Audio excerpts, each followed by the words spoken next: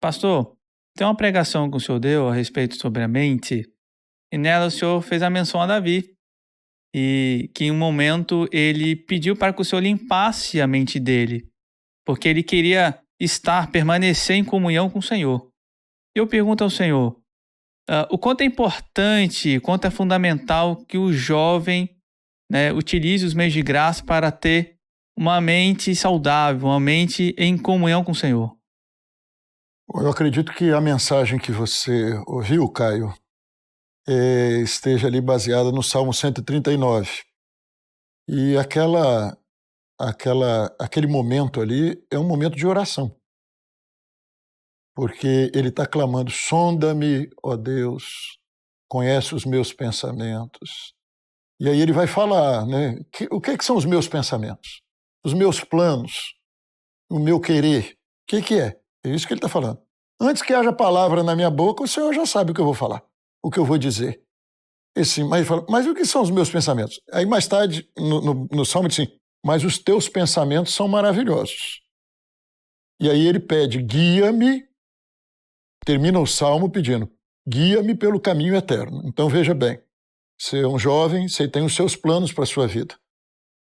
O desejo do servo de Deus é viver o profético. Ele diz assim: no mesmo Salmo, antes que eu fosse formado no ventre da minha mãe, o Senhor já me conhecia. Está falando de profecia. Ele diz assim: todas as coisas estavam escritas no teu livro. Então ele está falando: Deus tem um plano para a minha vida. Dentro do livre-arbítrio, eu posso rejeitar o plano de Deus para mim.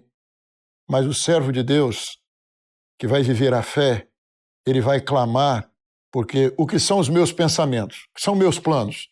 Senhor, eu quero viver os teus planos. Por quê? Porque eu quero ser conduzido pelo caminho eterno. Então, quando você quer o caminho eterno, quais são os meios de graça? Ele está orando. Está abrindo o coração para Deus. Então, os meios de graça são muito importantes. A leitura, a palavra revelada, o louvor. É viver essa fé, viver sua experiência com Deus. Essa entrega, né, nós chamamos Jesus de Senhor, mas é Ele verdadeiramente ser o Senhor da sua vida. Verdadeiramente ser o pastor que vai adiante das ovelhas e não atrás. Então é esse desejo de viver a fé, e na oração o Senhor vai te conduzir nesse caminho. Salmo 23, de Davi também. Maravilhoso. Guia-me. O que ele mais fala no Salmo é: guia-me, guia-me, guia-me, guia-me. Então o Senhor é o meu pastor, mas é o pastor que guia, que dirige a minha vida. Dentro dessa entrega verdadeira. Ninguém pode enganar o Senhor. Ele fala isso no Salmo 139, né? Para onde fugirei do teu espírito? Para onde eu vou? Vou mentir para Deus? Então muita gente vive dentro de uma religião e vive uma farsa. Mas é você viver a sinceridade de quem quer ser guiado e de quem quer viver e ser dirigido dentro da profecia pelo caminho eterno.